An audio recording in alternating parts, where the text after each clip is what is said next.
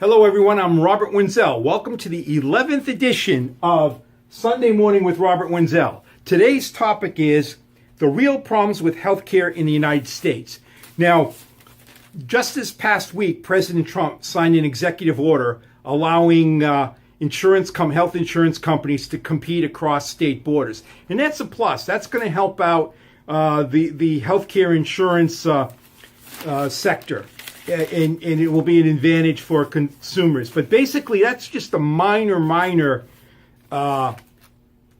item within the greater healthcare system and the problems we now have with regard to healthcare. And what I'm going to do is I'm going to take a look here and just sort of a broad overview with the many problems with the current structure of healthcare, with government interference in the healthcare system and how it's hurting medical care for all of us.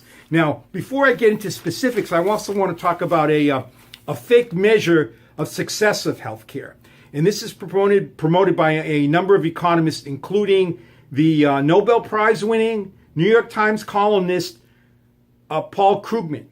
He regularly talks about the number of people that are covered by healthcare as though the number of people covered by healthcare insurance is somehow a measure of success. And a lot of that coverage is government coverage. But who says that government coverage is a significant factor in showing success in an area? Take the education sector, for example. That's 100% covered by the United States, covered by government within the United States, generally at the local level. Anybody in the United States up through high school can get a free education. But the quality of that education is extremely erratic, and especially in the inner city, it's a horrific education. These kids aren't learning anything, and it's producing what I call urban primitives, just kids wandering around, getting in trouble, having no work skills, and it's terrible. So the idea that something is provided for free, or quote unquote, is providing coverage, that does not mean it's a good coverage. And as I'm going to show you, the problem really is government coverage really causes problems more than eliminates them. So I would argue that the less coverage by government as far as healthcare is concerned, the better off we are. Okay, so now let's get down to specifics here. What's really going on is the government is, from a number of different angles, creating supply problems and at the same time putting up demand problems, which means there's less service, it's a less efficient service, and at the same time it's a more expensive service. Consider, for example, the medical sector. There are now in the United States 141 medical schools. Of those medical schools, 55 have been around since either the 1700s or the 1800s. That means we've seen an increase of 2.5 in the number of medical schools in the United States since the end of the 1800s. At the same time, in the year 1900, the population was 76 million. Roughly, we're at 300 million. So the population has increased by 4, yet the medical schools kicking out medical doctors has only increased by 2.5. We have a tremendous amount of smart people who want to get into the medical sector, who want to be doctors, and have to compete for a very limited number of spaces.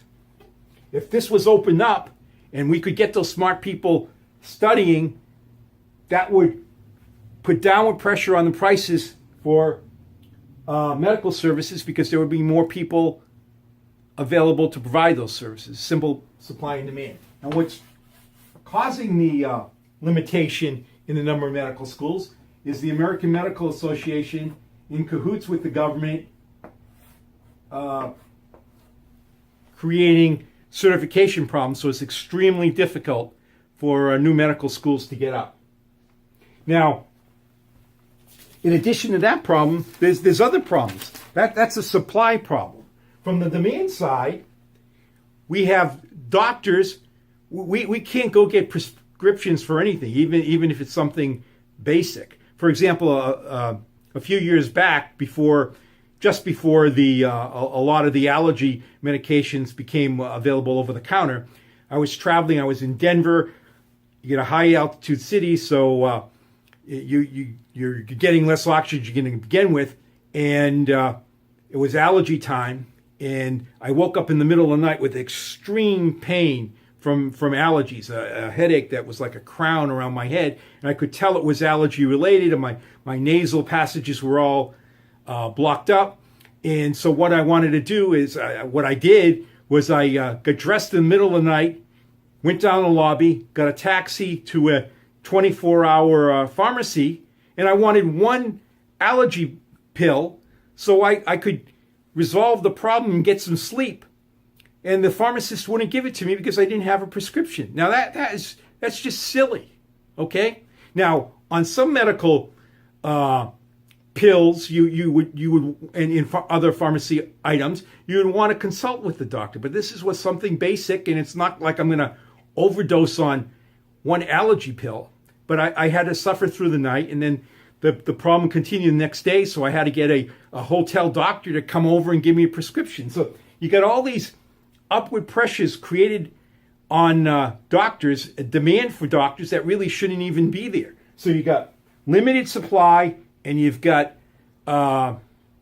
pressures to use doctors in sort of inefficient ways that make absolutely no sense at all. Now, in addition to that, you've got the liability problem. What goes on here is the government makes regulations, sets the rules between the doctor and the patient as to what will happen if the doctor makes an error. Now, in a free market society, that would be set up between the patient and the doctor. You might have some doctors who say, look, I'm not going to pay out millions if I make a mistake. If you come here, sign these papers, this is how I operate, this is what's going to happen. On the other hand, you might have some doctors that are super confident to say, hey, no problem, I'm great. I don't make mistakes. So if I do make a mistake, I'll pay you $1 million, I'll pay you $10 million, whatever the case might be.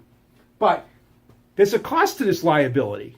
It doesn't come for free. The doctor buys malpractice insurance. And in many cases, it's hundreds of thousands of dollars. So basically, we have a situation here where you're kind of almost running a bizarre lotto if the doctor makes some kind of mistake and you sue. And it's forcing you to participate in this malpractice lotto where you're actually buying the ticket. You're buying the ticket, and it might be something that you're willing, if it's a minor operation, you might be willing to waive it and not get involved in this whole thing. But we don't have that option. Anybody that wants to work under the current system, if they can find a doctor that's willing to provide under the current liability things, that's great, that's fine. But it doesn't mean we all have to get involved in that kind of stuff. But the government does that, and it creates additional expense for us because we have to go in and pay this kind of insane medical lottery.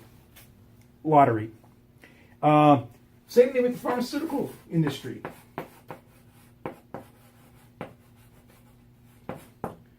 There's all kinds of liabilities if there's something wrong with a medication. Again, maybe some of us want that kind of coverage, but others may not, and say, hey, this thing looks like it works. The tests were good in the trials, and I'm willing to run with it.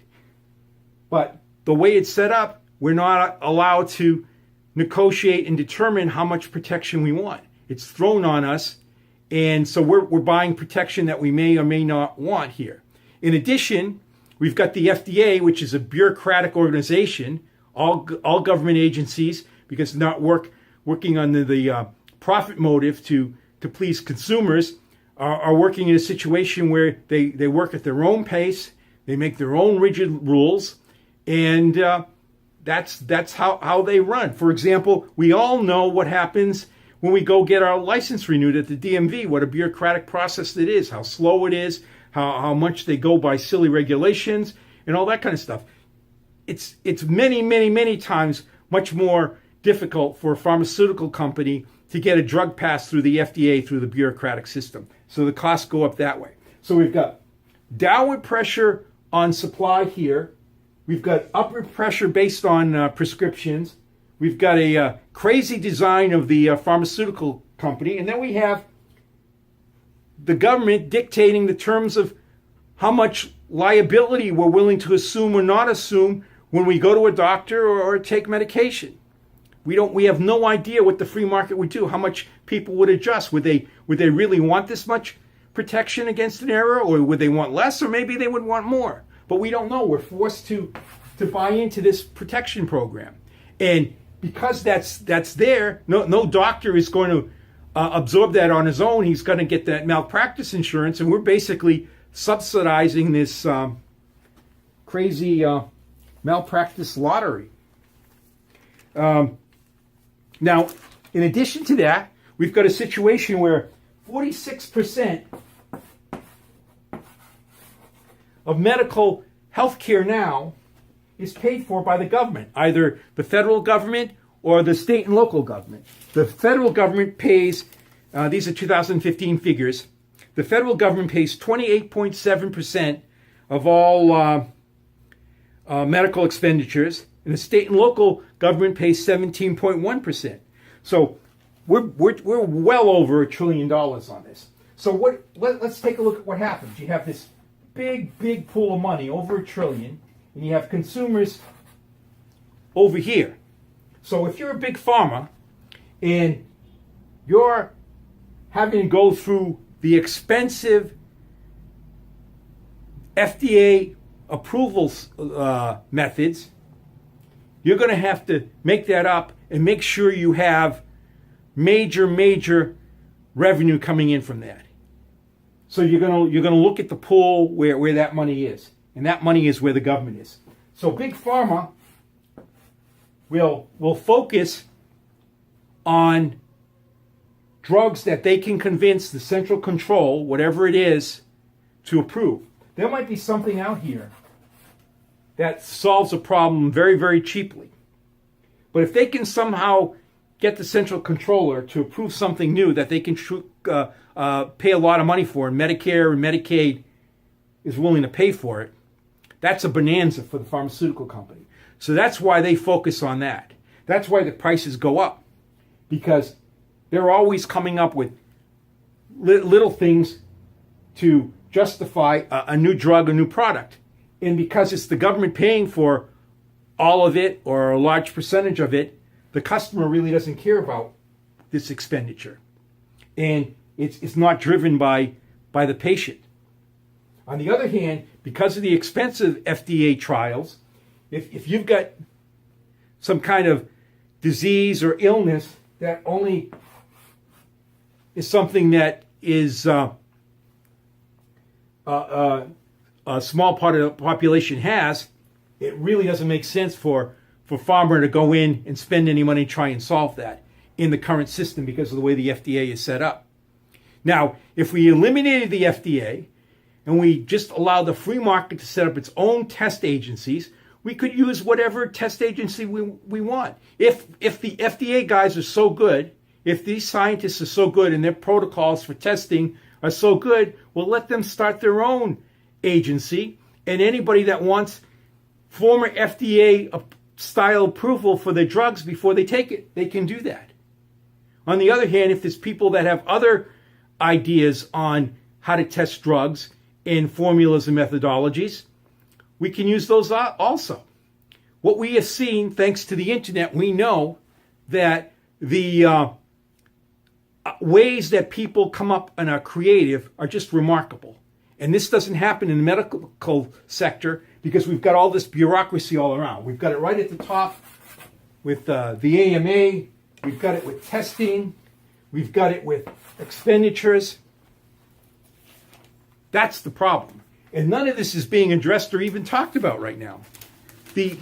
What President Trump has done, again, is very good, but it's extremely limited as far as the problems in the sector.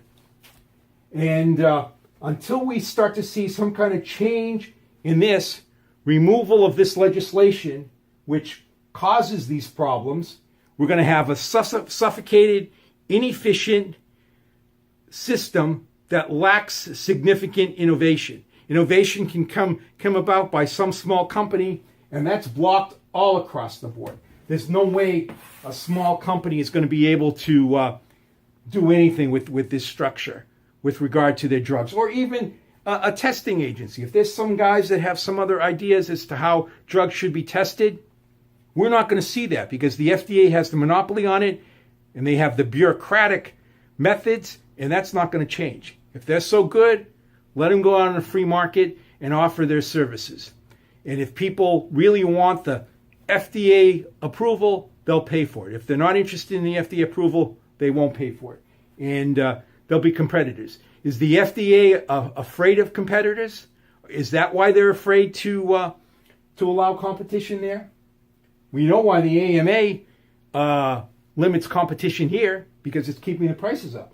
And we know why they support legislation for prescriptions. I have a friend who was just in Paraguay. He tells me he can buy any kind of medication he wants, just off the shelf. There's no prescriptions, nothing required. We really need to get back to the doctor-patient formula where the government is not involved in these decisions. And then we can make our decisions as to what kind of service we want, what kind of demand we want, how much liability insurance we want to pay for if a doctor makes a mistake, what kind of testing we want before we are offered drugs. And that's where creativity comes about. That's where innovation comes about. And we're not seeing any of that now. All we're seeing is higher prices based on all these pressures by these special interest groups. And it should stop. Thanks for listening. See you next week.